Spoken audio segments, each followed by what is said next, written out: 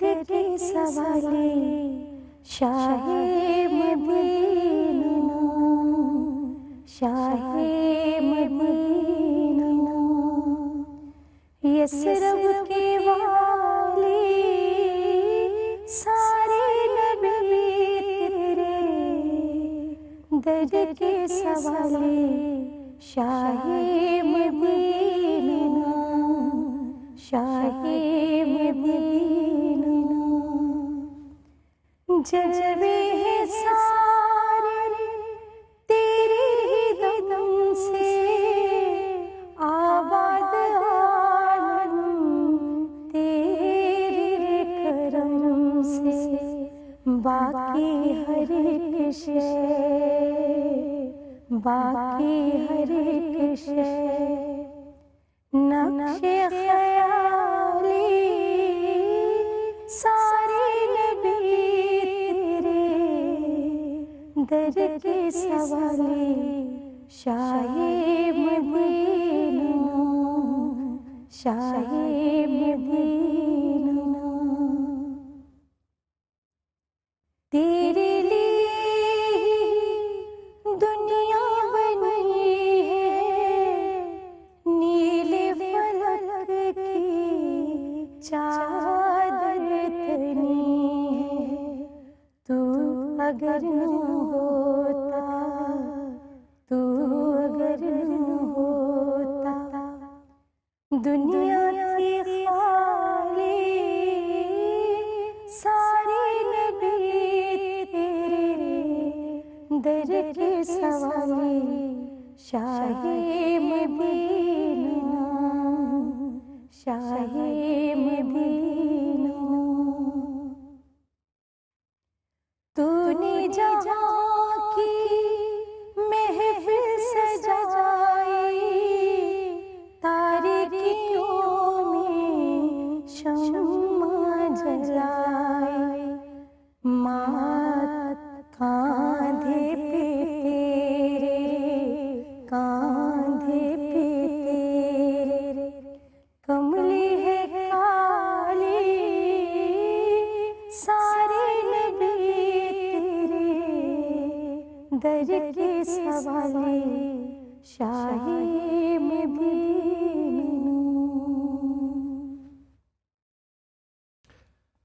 بسم اللہ الرحمن الرحیم، السلام علیکم ورحمۃ اللہ وبرکاتہ، اللہم صلی علی محمد وعلی آل محمد، رب اشرح لی صدری ویسر لی امری واحلل عقدۃ من لسانی یفقہوا قولی، آمین۔ خواتین حضرات، آپ دیکھ رہے ہیں کتب آن لائن اور میں ہوں بلال کتب، اور ایک بات جو ہے وہ آپ سے پہلے عرض کرتا چلا جاؤں کہ کتب آن لائن میں دو طرح کے لوگ جو ہیں، اور یہ میں نے ابھی جب یہ آپ نعت سن رہے تھے تو اس وقت سوچا، دو طرح کے مہمان جو ہیں وہ ہماری ان ہاٹ سیٹس پہ بیٹھتے ہیں۔ ایک تو وہ جو کہ عالم دین ہوتے ہیں، اور میں اس حیثیت اور اس جگہ پر نہیں کہ میں کسی بھی عالم کا فیصلہ کر سکوں کہ وہ عالم ہے یا نہیں ہے، میں خود طالب علم ہوں ان تمام لوگوں کا جو کہ یہاں پہ مہمان کے طور پہ آتے ہیں، لیکن میں ایک ایسا شخص جو ہے اس کو ہر وقت پہچانتا ہوں، اور اللہ تعالیٰ نے آپ کو بھی یہ صلاحیت دی ہوگی کہ آپ بھی اس کو پہچان سکیں، کیونکہ جب یہ شخص آپ کے سامنے کبھی کسی روپ میں، آدمی یا عورت کے روپ میں آتا ہے تو آپ کے دل کو گواہی ملتی ہے، گواہی ملتی ہے، وہ گواہی دے نہیں رہا ہوتا، اس کو گواہی ملتی ہے کہ یہ وہ شخص ہے جو عاشق رسول ہے۔ شبنم مجید جو ہیں ان کو کسی تعارف کی ضرورت نہیں ہے، لیکن خدا کی قسم آپ میں سے شاید لوگ جس طرح بھی شبنم کو جانتے ہو، میں شبنم کو ایک ہی طرح سے جانتا ہوں، اور وہ ہے کہ یہ ایک عاشق رسول ہے اور عاشق اہل بیت ہے، اور جب رسول پاک صلی اللہ علیہ وسلم اور ان کے محبت کرنے والوں کی بات آتی ہے تو آپ کی آنکھوں میں آنسو ہوتے ہیں۔ شبنم السلام علیکم ورحمۃ اللہ وبرکاتہ۔ شبنم، آپ کے آنے سے میں یہ نہیں کہوں گا کہ کتب آن لائن کو رونق ملی، کتب آن لائن کو عزت ملی۔ آپ تشریف لائیں اور آپ نے جو کلام پڑھا، الحمدللہ، کیا بات ہے۔ مجھے بہت خوشی ہے، اور جب میں آپ کو دیکھتی ہوں نا، صرف آپ کو دیکھتی ہوں تو مجھے ایک ایسا احساس ہوتا ہے کہ جیسے میں بہت کسی پاکیزہ ماحول میں ہوں، آپ کو صرف دیکھنے سے مجھے یہ فیل ہوتا ہے، میرے اندر کی یہ فیلنگ میں آج آپ کو آن دا ریکارڈ آپ کو بتا رہی ہوں، مجھے بہت اچھا لگتا ہے، اور میں آپ کو لفظوں میں بیان نہیں کر سکتی۔ یہ کتنی اچھی بات ہے، اور شکر ہے کہ اللہ تعالیٰ نے اس بات پہ اپنا گمان ہمیں نہیں دیا کہ دلوں پہ اللہ ہی راج کرتا ہے. اگر دلوں پہ بھی ہمارا نفس راج کرتا تو پھر دلوں کی یہ کیفیت نہ ہوتی. خواتین حضرات، آج میں بات تو کچھ اور کرنا چاہتا تھا، لیکن ہم بات جو آج کرنا چاہتے ہیں وہ حضرت ابو بکر رضی اللہ راوی کرتے ہیں اس بات کو. اور ذرا غور کیجیے گا کہ کیا خوبصورت بات ہے. محمد صلی اللہ علیہ وسلم جو ہے وہ بازار سے گزر رہے تھے تو ایک یہودی آیا اور اس نے بلند آواز میں اور ایک کرخت لہجے میں میرے محمد کے ساتھ گفتگو کی. تو ایک وقت ایسا بھی آیا کہ حضرت ابو بکر جو ہے ان کا ہاتھ تلوار پہ پڑا اور رسول پاک صلی اللہ علیہ وسلم کی دیکھا کہ کیا میں اس کا سر کاٹ دوں. تو آپ نے اس یہودی کو بہت تلخی کے ساتھ روکا. وہ مطالبہ کر رہا تھا اللہ کے رسول سے، اور جائز مطالبہ کر رہا تھا، جو کھجوریں رسول پاک صلی اللہ علیہ وسلم نے اس سے ادھار لی ہوئی تھیں. رسول پاک صلی اللہ علیہ وسلم کے چہرے پہ ناگواری کے اثرات یہودی کے بولنے پہ نہیں نکلے، لیکن حضرت ابو بکر رضی اللہ نے جب اپنا ہاتھ تلوار پہ رکھا اور اس یہودی کو تمہید کی تو آپ کے چہرے پہ ناگواری کے تاثرات آئے. رسول پاک صلی اللہ علیہ وسلم سے جب حضرت ابو بکر نے پوچھا کہ یا رسول اللہ میں آپ کو یہودی کی بات پہ غصہ آیا؟ کہا نہیں ابو بکر، مجھے تیری بات پہ غصہ آیا. تجھے چاہیے تھا کہ تو جب وہ مجھے کہہ رہا تھا تو مجھے اس کا حق یاد دلاتا. غور کیجئے گا، یہ جملہ صرف رسول ہی کہہ سکتے ہیں. تو مجھے اس کا حق تھا میرے پہ، تو مجھے وہ یاد دلاتا اور اس کو اخلاق کی تنبیہ کرتا. جب تو یہ کرتا تو پھر اللہ تیرے پہ 2 فرشتے قائم کرتا، اور وہ ان باتوں کا جو کہ جائز نہیں تھی وہ کہہ رہا تھا، پھر وہ فرشتے ان کا جواب دیتے. حضرت ابو بکر بھی، پھر حضرت ابو بکر رضی اللہ ہیں، آپ گئے اور جتنی کھجوریں دینی تھیں آپ نے اس سے 2 گنا کھجوریں اس یہودی کو واپس کیں. اور پھر یہودی نے جب پوچھا کہ آپ نے یہ مجھے زیادہ کیوں دی، کہا آدھا تو تیرا حق تھا جو میرے رسول محمد نے کہا، آدھی جو کھجوریں میں زائد دے رہا ہوں میں اس مزاج کے صدقے میں دے رہا ہوں، اس کی خیرات کر رہا ہوں جو مزاج مجھے قائم نہیں کرنا چاہیے تھا. اب دیکھیے، رسالت کے ساتھ رہنے والوں کے جو مزاج ہیں، مزاجوں پہ کوئی عمل نہیں ہوا شبنم، صرف مزاجوں پہ اتنی پکڑ ہے کہ مزاج درست نہ ہونے کا بھی حضرت ابو بکر کہتے ہیں کہ میں اس کا بھی دم کرتا ہوں، اس کا بھی صدقہ اور خیرات نکالتا تاکہ میری اللہ توبہ قبول کرے. یہ خواتین و حضرات، آج ہم بات کریں گے کہ لوگ جو ہیں وہ مال سے کس قدر محبت کر رہے ہیں. اور میرے سامنے آج 2 میلز پڑھی ہیں اور میں آپ کی اجازت سے وہ 2 میلز انتہائی تفصیل سے آپ کے ساتھ پڑھوں گا. اور صرف اس لیے پڑھوں گا، کسی کے پردے کو چھاڑنے کے لیے نہیں، صرف اس لیے پڑھوں گا کہ آپ کو یہ اندازہ ہو کہ جب معاشرے میں رشتے کم اور مال سے محبت زیادہ ہو جائے تو پھر معاشرہ کس طرح کی کروٹیں لیتے ہیں، پھر عزت کے رشتے کس طرح تبدیل ہوتے ہیں، اور جو بے عزت کے رشتے ہیں وہ کس طرح عزت میں چلے جاتے ہیں. ہمارے ساتھ کراچی سے ہیں افشین. السلام علیکم بیٹا. جی افشین. جی بیٹے. ہیلو. جی بیٹے السلام علیکم. وعلیکم السلام. بلال صاحب، آپ بہت اچھی باتیں کرتے ہیں اور دل جو ہے وہ ایک ایمان کی طرف اور روشن ہوتا چلا اللہ جاتا آپ کو خوش ہے. رکھے اور آباد رکھے. حکم فرمائیے بیٹا. بس میں نے صرف اپنے بیٹے کے بارے میں تھوڑی سی بات کرنی تھی. فرمائیے. میرے بیٹے کا نام سمیع احمد ہے. پڑھائی میں دل نہیں لگتا، غصہ بہت آتا ہے اس کو بات بات پہ، اور اپنے پپا سے زیادہ وہ شاید مجھ پہ بہت غصہ کرتا ہے. اور میں صرف چاہتی ہوں کہ وہ صرف بہت اچھا پڑھے اور اللہ تعالیٰ اس کو دین اور دنیا دونوں میں کامیاب کرے اور آخرت میں بھی. واہ واہ واہ، بڑی خوبصورت بات کی آپ نے. واہ. میرے بچے، میں کہتی ہوں کہ دین دنیا کے ساتھ آخرت میں بھی کامیابی حاصل کرے تاکہ میں اس ٹائم پہ شرمندہ نہ ہوں کہ اللہ نے کیا خوبصورت بات کی ہے. واہ، دل خوش کر دیا. کیا بات ہے افشین. دیکھیے، میں تو بہت گناہگار ہوں لیکن میں اپنے اولاد کے لیے شرمندہ نہیں ہوں. ہم میں سے کوئی بھی دودھ کا دھلا نہیں ہے، لیکن یہ آس اور امید کرنا. اور پھر میں تمہیں ایک بات بتاؤں، اس بات کو ہم بہت ہی شاید اور طرح سے دیکھتے ہیں. میں دین اور دنیا کو فرق نہیں کرتا. میرے خیال میں یہ دنیا جو ہے نا، یہ دین کا حصہ ہے. یہی تو ہماری امتحان گاہ ہے. اگر یہ دنیا نہ ہوتی تو دین کا جو ایگزیبیشن تھا، جو ہم نے کر کے دکھانا تھا، وہ اور ہم کس جگہ پہ دکھائیں. دین کی ایگزیبیشن اسی جگہ پر ہوگی جہاں پہ اچھائی اور برائی دونوں قائم ہو. لیکن جو آپ کی بات ہے نا، اس کو میں شبنم مجید کی اس بات سے جوڑتا ہوں، جب کہا نا کہ دل جو ہے وہ اس چیز کی گواہی دیتا ہے. یہ دل گواہی کیوں دیتا ہے؟ اور میں ایک لمحہ لوں گا اس بات کو تھوڑا سا ایکسپلین کرنے کے لیے کہ ہم لوگ جب روحیں تھیں اور عالم ارواح میں اللہ کے سامنے بیٹھے تھے. اب غور کیجئے کہ ایک زمانہ ایسا تھا کہ ہم اللہ تعالیٰ کے سامنے بیٹھے ہوئے تھے. جب ہم یہ بیٹھے ہوئے تھے اور ہمیں یہ یاد نہیں ہے اب کہ ہم بیٹھے ہوئے تھے، وہ وقت جب دنیا پہ آتا ہے، جب وہ روحیں جسم کی حالت میں دنیا پر ملتی ہیں، تو وہ ایک دوسرے کے ساتھ بغیر بغیر غرض کے محبت کرتی ہیں. یہ قول ہے میرے رسول کا اور اس کے راوی ہیں حضرت علی کرم اللہ. آپ اپنے بیٹے پہ پہلی بات تو یہ کہ بالکل فکر نہ کرو, ایبسلیوٹلی. دوسری بات کہ آپ خود اپنے لیے پڑھو, بیٹا ٹھیک رہے گا انشاءاللہ تعالی. پہلا پڑھا کرو یا سلام یا مومن یا اللہ, دوسرا پڑھا کرو سورہ اخلاص کو, اور تیسرا پڑھا کرو لا حول ولا قوت الا باللہ. یہ جب پڑھتی رہو گی تو تمہارے مزاج میں وہ کمپریہنشن آئے گی جس سے سمیر جو ہے انشاءاللہ ایک اچھا مرد بنے گا.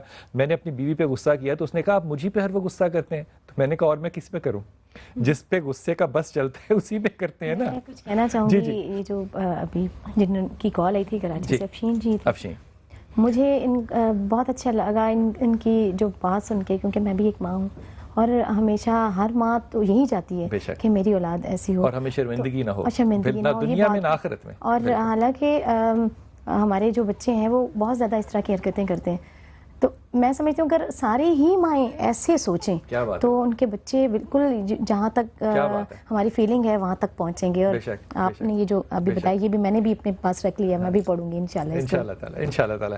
سکینہ ہے کوئٹہ سے. السلام علیکم سکینہ. جی میرا بیٹا, کیا سوال آپ کا؟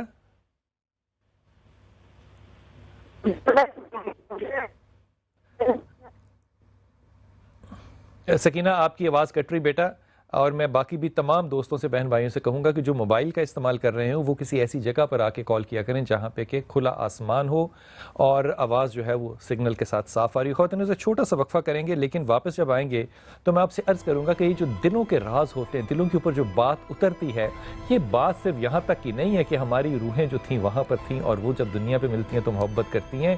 یہاں پہ جب اللہ چاہتا ہے تو ان لوگوں کو جو نہ نبی ہوتے ہیں نہ پیغمبر ہوتے ہیں, ان کے دلوں پہ اپنی آواز کو کس طرح اتارتے ہیں میرے رب. جب میرے رب کو یہ یقین ہو کہ یہ میری آواز سننے والا ہے, یہی وہ ولایت ہے جس کو کہ ہم آج سمجھنے سے قاصر ہیں. وقفہ لیجئے, واپس آئیے. السلام علیکم ورحمۃ اللہ وبرکاتہ.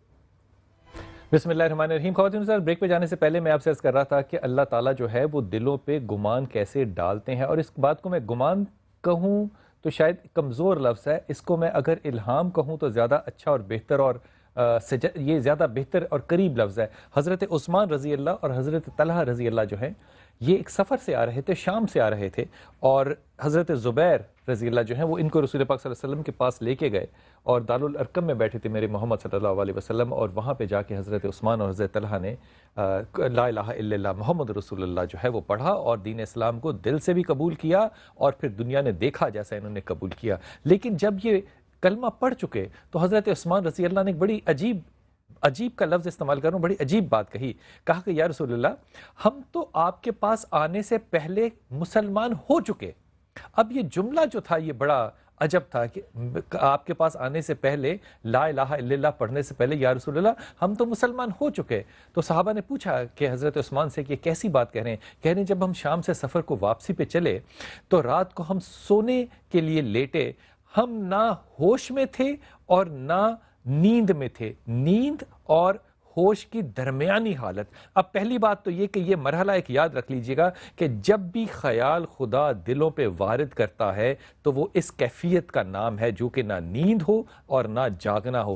کہا کہ ہم نے آواز سنی اور ہمیں نہیں علم کہ یہ کس کی آواز تھی, اور ہم نے آواز میں کیا سنا کہ تم یہاں بیٹھ کے وقت کیوں ضائع کر رہے ہو, تمہیں نہیں پتا کہ مکہ میں اللہ کا رسول, اللہ کا نبی, اللہ کا آخری رسول جو ہے وہ آ چکا اور لا الہ الا اللہ محمد رسول اللہ کہہ چکا, تم جلدی کرو, اپنے وقت کو ضائع نہ کرو. کہا کہ ہم نے اسی وقت سامان باندھا اور سفر کرتے ہوئے یہاں آ گئے. اس لیے خواتین حضرات, جب کوئی شخص اپنے دل کی بات کو الہام سمجھنا چاہے یا خدا کی بات سمجھنا چاہے تو پھر یہ بھی ذہن میں رکھیے گا کہ اس شخص کو نہ ٹھنڈ کا اور نہ گرمی کا, باہر کے احساسات کم ہوں گے اور شاید نہ ہوں گے, اور اپنے زندگی کے احساسات جو ہیں وہ صرف اندرونی ہوں گے. ہمارے ساتھ کراچی میں ہمارے ایک مہمان ہیں محمد عمیر, ان سے بات کرتے ہیں جو ہم آج بات کر رہے تھے کہ لوگ مال کے اوپر کس طرح اور یہ مال کیا ہے؟ اللہ کی دی ہوئی امانت. اور یہ امانت کس کی ہے؟ جس کی امانت ہو اس تک پہنچانے کے لیے آپ کو امانت دی گئی. آپ امانت دار ہیں. اور پھر یہ امتحان ہے. لوگ کس طرح اس کے اوپر یا کیا رائے رکھتے ہیں، یا میں اگر یہ جملہ استعمال کرنا چاہتا ہوں تھوڑا سا سخت ہے، کس طرح سانپ بن کے بیٹھے ہیں. اور خدا کی قسم جو مال کے اوپر سانپ بن کے بیٹھے ہیں نا، وہ مال پہ سانپ بن کے ہرگز نہیں بیٹھے، وہ اپنی قبروں کے اوپر سانپ بن کے بیٹھے ہوئے ہیں. کیونکہ مال قبر کے اندر نہیں جانا. آپ کی دانش میں بھی کبھی کوئی ایسی قبر نہیں آئی ہوگی جس میں ایئر کنڈیشن لگا ہو. کالر سے بات کرتے ہیں. جی السلام علیکم ورحمۃ اللہ. عمیر السلام علیکم. وعلیکم السلام سر. جی عمیر بیٹا. بلال بھائی. جی عمیر آپ خیریت سے ہیں؟ جی اللہ کا شکر. بلال بھائی آپ فرمائیے اپنا کیس بیٹا. بلال جی فرمائیے عمیر. میں آپ کے شو میں آیا تھا صبح سویرے سنا کے ساتھ. کب کی بات بیٹا؟ سر 26 رمضان کو. رمضان کے شو میں آئے تھے. جی ٹھیک. آپ تھے، ثنا جی بلوچ فرمائیے. میڈم تھی. سر جی اس دن مجھ سے صبح سویرے ثنا کے ساتھ شو میں بہت سے لوگوں نے مجھ سے وعدے کیے تھے. میرا بیسکلی کیس تھا کہ میرا کینسر تھا یہ گال کی طرف. اس سرجری کے لیے اچھا چہرے پہ جو تھا. جی جی جی سر یہ آپ کو کیمرے میں دیکھ رہا ہوگا. جی جی سر اس کا کیس کے لیے میں آپ کے پاس آیا تھا. جو لوگوں نے میرے لیے کالیں کی اور ڈونیشن دینے کا کہا تھا سر، آپ سر بلیو کریں کہ خدا کی قسم جب میں یہاں منچ پہ گیا تھا تو بالکل میں ایسے گیا تھا کہ میرا اللہ پاک نے یہاں سے کام کرا دیا ہے. لیکن وہاں جا کے جو میرے وہاں سر میرے جن کو میرے کو کالیں آئی تھی آپ کی طرف سے، مجھے نمبر ملے تھے، میں نے ان کو کالیں کی. کالیں کرنے کے بعد سر میرا نام پہچان نہیں رہے. میں نے کہا میں ثنا کے شو میں آیا تھا، آپ نے مجھے کال کی تھی اور اتنے کا کہا تھا.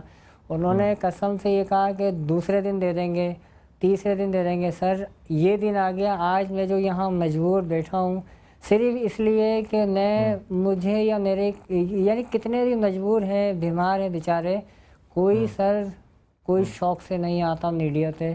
ان کی صرف اور صرف مجبوری کھینچ کے لاتی ہے. ٹھیک ہے. مجھے بڑی اچھی طرح یاد آیا آپ کو میرے خیال میں سما نے ایک وہ مشین بھی دی تھی تحفے کے طور پہ. جی جی سر آپ کی طرف سے ایسا ہی ہے نا؟ جی جی جی وہ میں نے اللہ کا شکر ہے. آپ کے ساتھ جے ڈی نے بھی ایک وعدہ کیا تھا اور نبیل گبول صاحب نے بھی ایک وعدہ کیا تھا ہمیں فون کر کے. وہ دونوں وعدے پورے نہیں ہوئے؟ نہیں سر. جے ڈی سی مجھے میں گیا تھا. جے ڈی نے آپ سے تعلق نہیں پیدا کیا؟ نہیں سر میں گیا تھا. جے ڈی جی جی انہوں نے مجھے جینا ہاسپٹل بھیجا کراچی. تو کراچی میں گیا تھا، جینا ہاسپٹل بھی ہو کے آیا. تو علاج نہیں کیا وہاں پہ؟ سر وہ یہ کہہ رہے ہیں کہ یہ پرائیویٹ کا کیس نہیں ہے، آپ سی ٹی اسکین کراؤ، سی ٹی اسکین اتنے کا ہوگا. تو میں پھر ان کے آفس گیا تھا جے ڈی سی کے. انہوں نے مجھے جی میں ان کے آفس گیا، انہوں نے مجھے سی ٹی اسکین کی فیس دی، وہ میں نے کرا لی ہے وہاں سے. اچھا جی. اس کے بعد میں کال کر رہا ہوں، میری کال ریسیو نہیں ہو رہی ہے سر. میں نے میسیجز بھی کیے.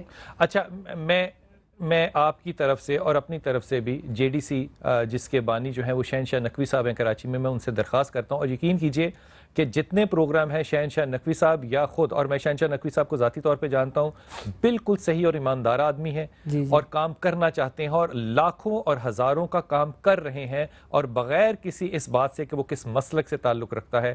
میں ان سے بھی درخواست کرتا ہوں آپ ان سے کال کیجئے، جا کے حوالہ بھی دیجئے، سلام بھی کیجئے. آئی ایم شیور کہ جے ڈی سی نے جو آپ سے وعدہ کیا تھا کہ وہ آپ کا علاج کروائیں گے، وہ آپ کا علاج ضرور کروائیں گے. اور میں یہ بھی امید کرتا ہوں اور میں یہ درخواست بھی کرتا ہوں نبیل گبول صاحب سے، کیونکہ انہوں نے خود کال کیا تھا اور کہا تھا کہ میں آپ کی مدد کرنا چاہتا ہوں اور مدد کیسے کروں اور کہاں پہنچاؤں. مجھے نہیں پتا کہ ایسا کیوں نہیں ہو سکا.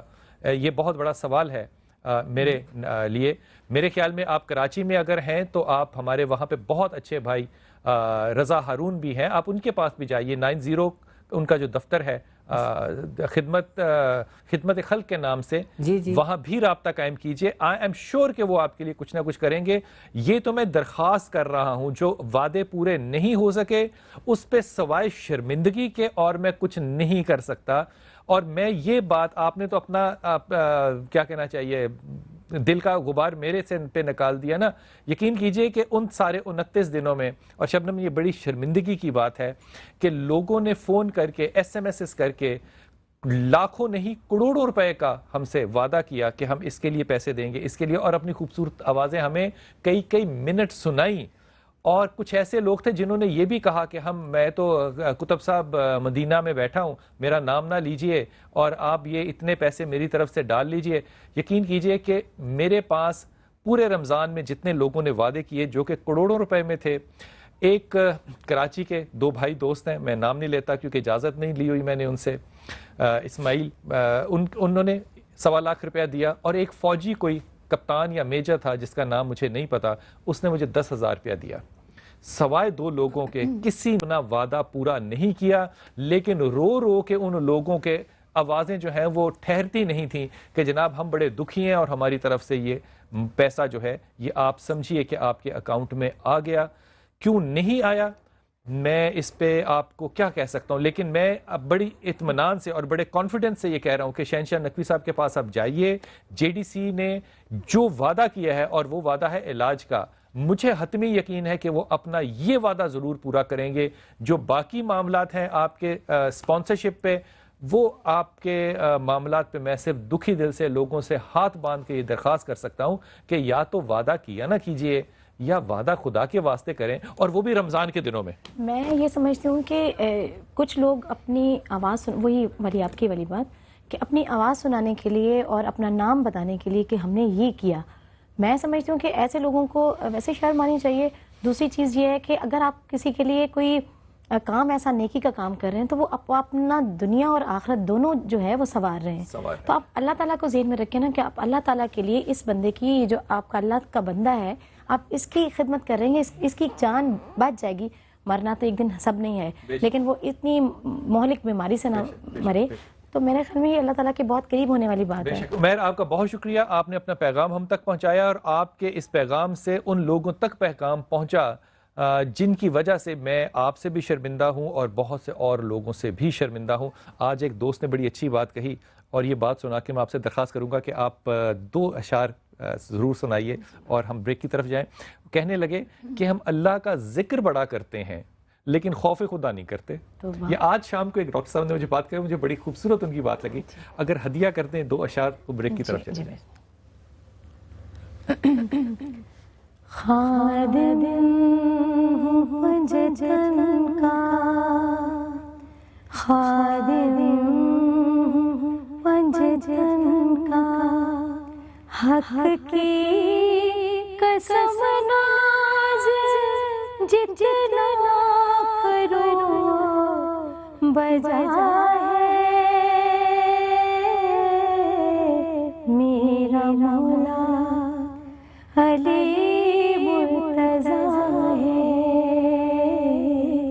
میرا مولا علی مرتضیٰ ہے. قبر میں نکیر پوچھیں گے آ کر، بتا تو نے دنیا میں کیا ہے کیا جا کر. اٹھ کر کہوں گا ثنا خان ذکر پنجتن عمر بھر کیا ہے، دیکھ لو یہ کفن پہ لکھا ہے. چھوٹا سا وقفہ لیتے ہیں اور میں اس بات پہ کیا کہوں.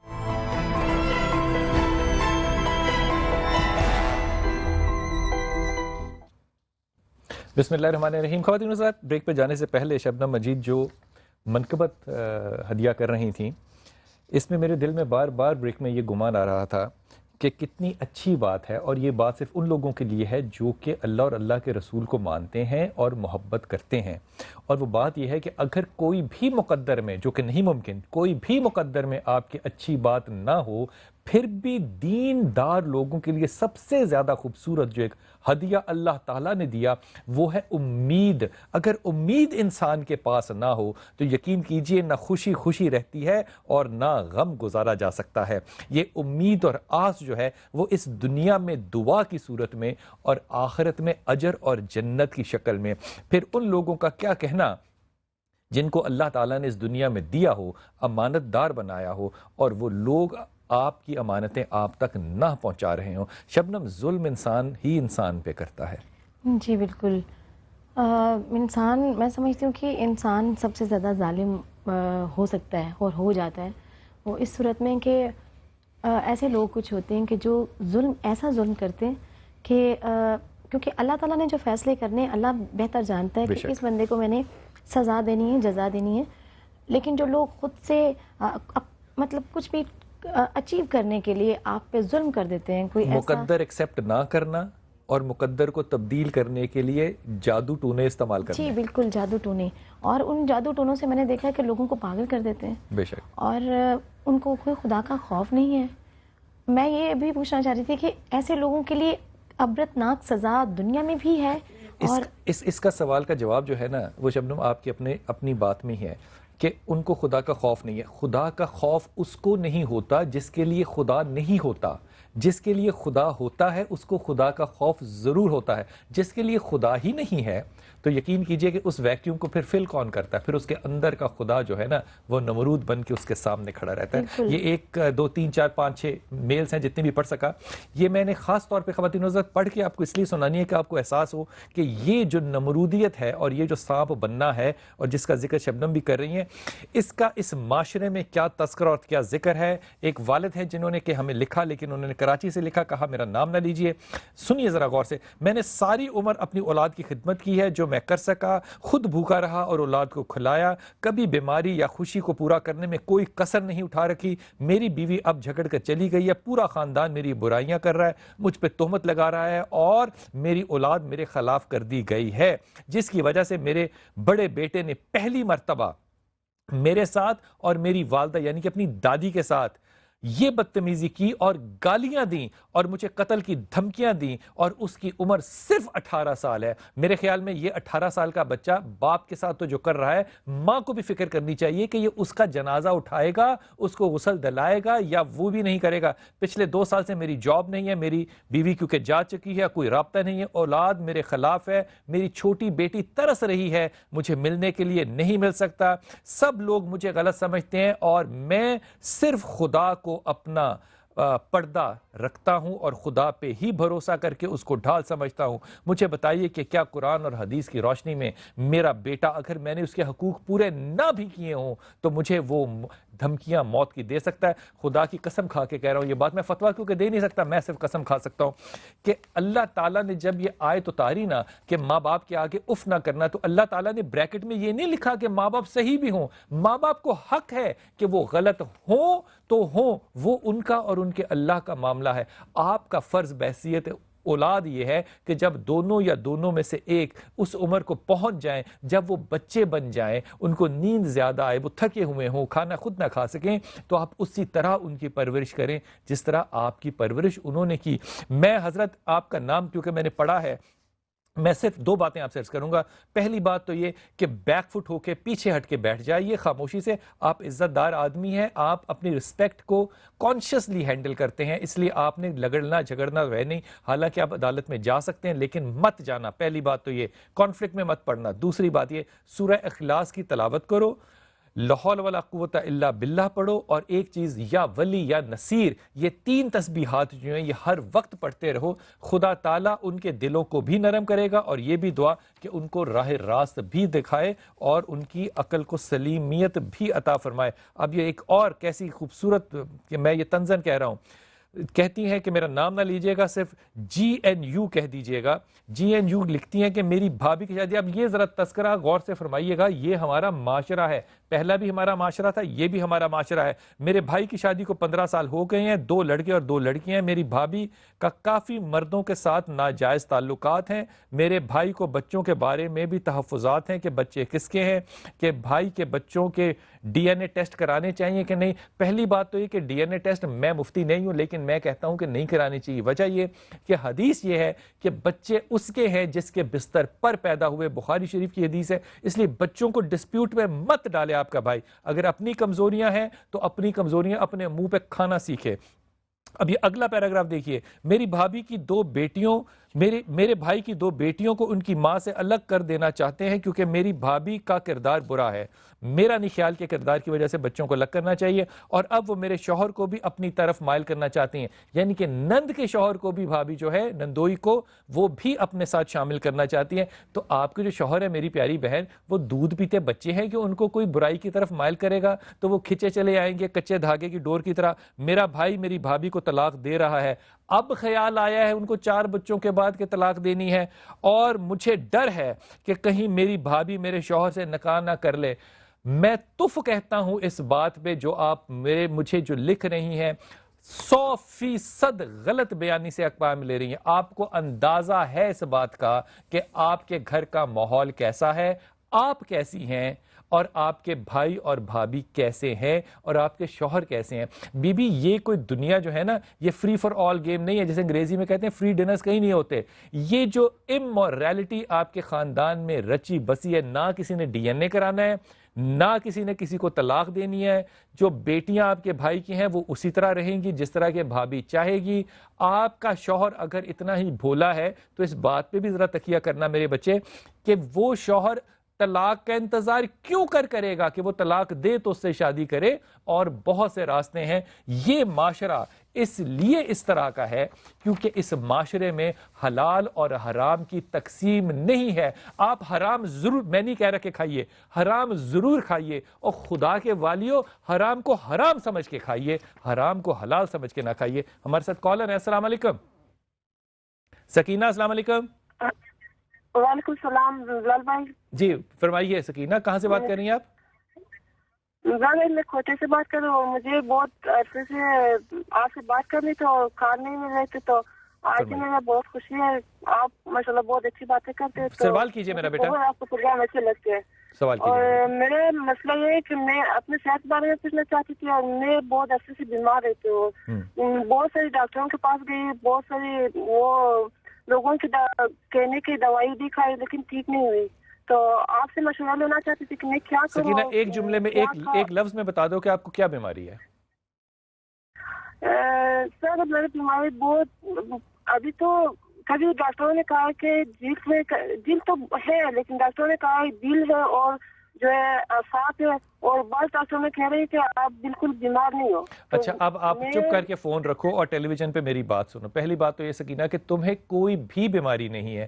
تمہیں بیماری ہے صرف ڈپریشن کی اور ایک رومانٹسزم کی. جب ڈپریشن اور رومانٹسزم، رومانویت، انسان کی دونوں بیماریاں انسان کو لگ جائیں اور انسان ان دونوں بیماریوں کو پہچان نہ سکے تو انسان اپنی زندگی میں پھر کتھارسس چاہتا ہے، گفتگو کرنا چاہتا ہے. اسی لیے اس کا ایک تجزیہ یہ دیکھیے کہ آپ بات کرتے ہوئے بات کا مقصد نہیں بیان کر سکتے لیکن آپ کے پاس باتیں بہت ہیں. یہ وہ کتھارسس ہے جس کا میں ذکر کر رہا ہوں. لا حول ولا قوت الا باللہ پڑھو، یا سلام یا مومن یا اللہ پڑھو، اور یا ولی یا نصیر پڑھو، اور یہ پڑھتے رہو. اللہ تعالیٰ آپ کو آسانی بھی دے گا اور انشاءاللہ تعالیٰ صحت بھی دے گا. اگر جاتے ہوئے ہدیہ نہیں ہوگا تو پھر کیا ہوگا؟ ہدیہ تو ہوگا. قتیل شفائی صاحب کی ایک نعت شریف.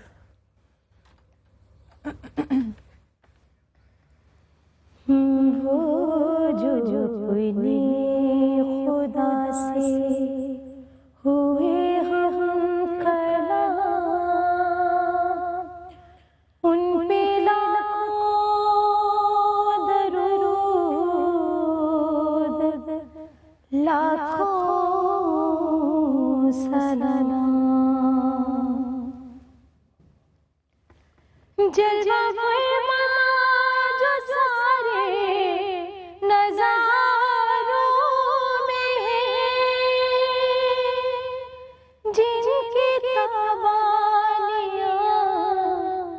चांद तारों में जिनकी तबानियां, चांद तारों में बावजू के लिए आसमां जिनका नाम,